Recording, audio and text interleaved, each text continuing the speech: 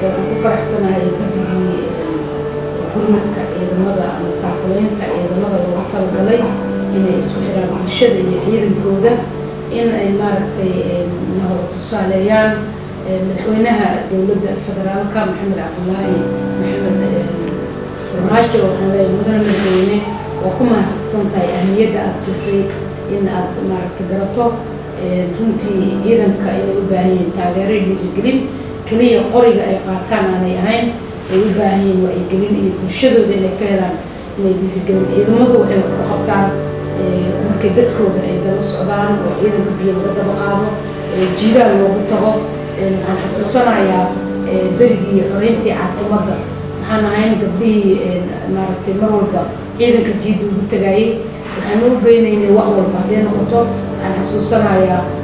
teendooyinkii ugu dhisnay ee gabdhihii dhakhaatiirta ah meesha ugu geynay ciidanka waxay u baahan yihiin dawo waxay u baahan yihiin daryeel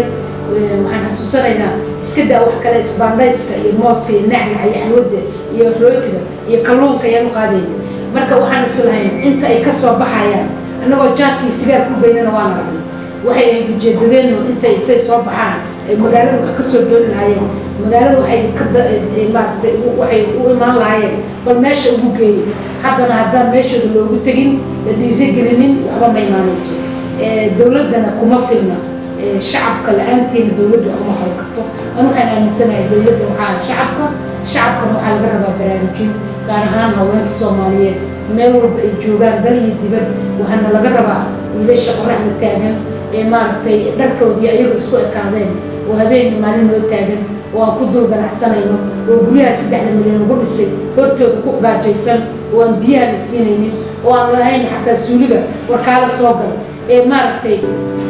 salliga loo soo bixinaynin oo adugu haddaa gurigaaga dhexdiisa ku quracteed cuntaysad ku cabto ayagana ay dadada iyo dhaxanta ay noo taagan yihiin anugu waxaan u arkaa ciidankeenna waa ciidamada aadka u wanaagsan waa ciidanka adduunka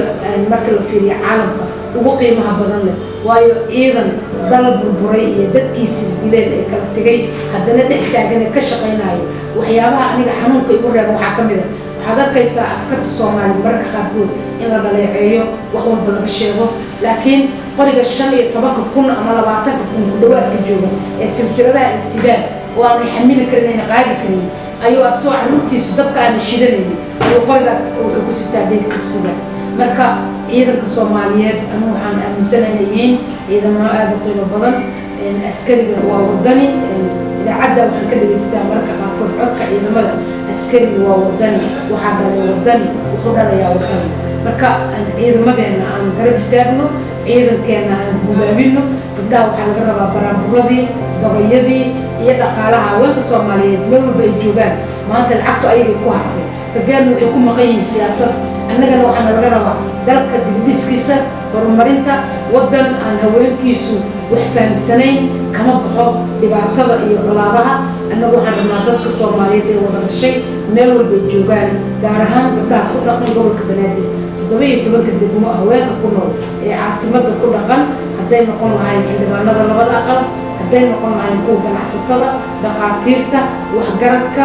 iyo gabdhaha ka shaqeeya 17 degmo haweenka isku duuban waxaan rabaa in ugu baaqo naftayda intiinaba waxaan ku xaragoonayna waa dhiigga wiilasha soomaaliyeed ee maalin walba loo taagan dariiqa oo 24 saacadooda inaga hortaagan waxaan rabaa marka inaan ka geysano kaalinta ugu muhiimsan haddaan nahay haweenka soomaaliyeed taakulaynta ciidamada qalabka sida oo ciidamadeena qaranka soomaaliyeed waad aragteen madaxabsiga iyo caruurtii iyo kuwa cadowga ahaa ee la dilayay ama kuwa la maaragtay marin habaabiyey ayay ku ilaalinayaan kuwa booliska oo shacabka ay la shaqaynayaan kuwa waa kuwa sirdoonka ah oo xogta cadowga goobaya kuwana waa kuwa militariga ah oo jiida ay loo taagan oo dhiigga loo daadinayo dhammaanteen waxayna laga rabaa inaan u istaagno gaar ahaan gabdhaha labada aqal waxaan ugu baaqayaa contributionka ugu adag ugu badan idinka ayaan idinka sugaynaa annagana waxaa waajib nagu ah inaan ka qayb qaadano wacyigelinta dhiirigelinta taakulaynta ciidamada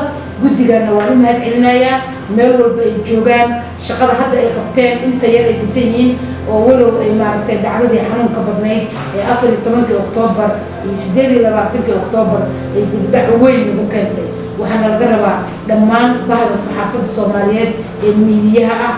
kuwa gaarka loo leeyahay kan qarankaba waxaan ka codsanaynaa in ahamiyad gaar la siiyo oo barnaamijyada lagu wacyigelinayo bulshada Soomaaliyeed isku xirkeeda iyo ka qayb qaadashada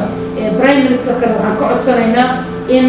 26 wasaaradood iyo gobolka Banaadir dhamaanteen mudane madaxweyne waa in ciidamada loo jaro lacag lagu taakuleeyo oo aan la weydiinayn bil walba akoonka laga baxo qof walba muwaadina $2 $3 $1 waxba noo dhimi mayso laakiin ciidankeena waxbay ka bedeli doontaa anigu waxaan ballan qaadayaa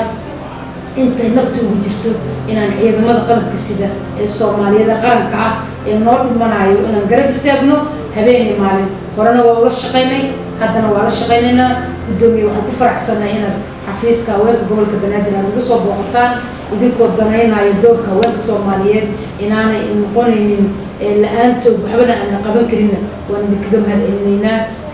waxaan leeyahay Muuse iyo Faysal iyo gudoomiyihii hore Maxamed Yuusuf Tige iyo dhammaan iyo gudoomiye adiga oo khibrad u leh aan is leeyahay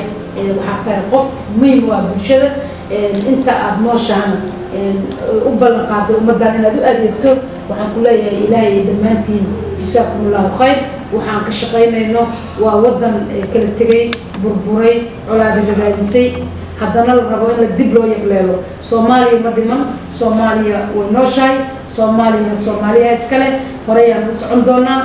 qof walba oo muwaadina ha ku haleyn madaxweyne ha ku haleyn prime minister ha ku haleyn cid kale subax waaga markuu bariyo waxyaabaha carruurtaaga iyo qoyskaaga ugu tala gashay qayb ka sii ciidamada qoriga iyo sida oo inoo dhimanayo waa mahadsantihiin